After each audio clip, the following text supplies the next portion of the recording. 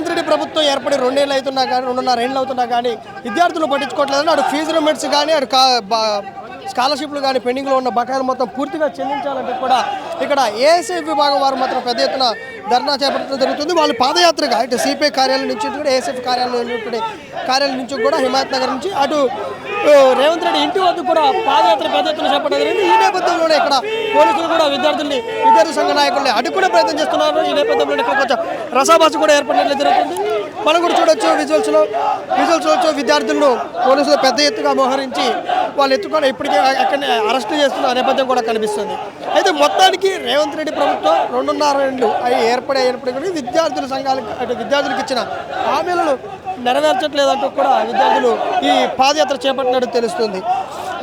అయితే అటు ఆర్టీసీ కార్మికులు ఒకరోజు ధర్నా చేస్తే వాళ్ళకి పూర్తి స్థాయిలో ప్రభుత్వం సహకరించిందని వారితో స్పందించింది. కానీ ఇటు విద్యార్థులు డిమాండ్ ఎందుకు పట్టించుకోవట్లేదు, ఫీజు రిమెంట్స్ను ఎందుకు చెల్లించట్లేదంటూ కూడా వారు ఈ పాదయాత్ర చేస్తున్నారు. అంటే విద్యార్థులకి ఓటు హక్కు లేదు కాబట్టి విద్యార్థులకు చేస్తున్నారా? మీరు అయితే గుర్తుంచుకోవాల్సింది ఏంటంటే రేవంత్ రెడ్డి ప్రభుత్వం విద్యార్థులకి ఓట్లు లేకపోవచ్చు కానీ వారి తల్లిదండ్రులకు ఓట్లు ఉన్నాయి. వారి తల్లిదండ్రుల ద్వారా రేపు ఓటు బ్యాంకు ద్వారా కూడా రేపు రేవంత్ రెడ్డి ప్రభుత్వానికి బుద్ధి చెప్పడం జరుగుతుందంటూ కూడా తీవ్ర స్థాయిలో ధ్వజమెత్తడం కూడా జరుగుతుంది. అయితే రేవంత్ రెడ్డి ప్రభుత్వం కనుక ఇటు దిగి రాకపోతే ఇట్లా విద్యార్థి సంఘాలకు ఏఎస్ఎఫ్ ఏదైతే చెప్తున్నారో ఫీజు రిమెంట్స్ కానీ పెండింగ్ బిల్లులు కూడా చెల్లించాలని చెప్తున్నారో వాటికి ప్రభుత్వం అనుకూలంగా స్పందించకపోవడం మాత్రం ఉద్యమం ఉధృతం చేస్తామంటే కూడా వారు పెద్ద ఎత్తున ఈ నినాదాలు చేయడం జరుగుతుంది.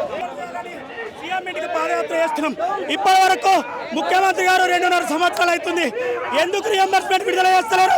మీ ఇంట్లో మీ కొడుకుంటే స్కాలర్షిప్ ఇయ్యరా, రియంబర్స్మెంట్ ఇయ్యరా?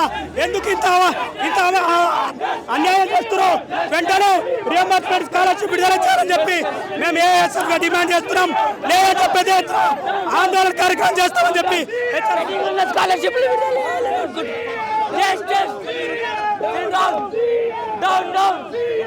down.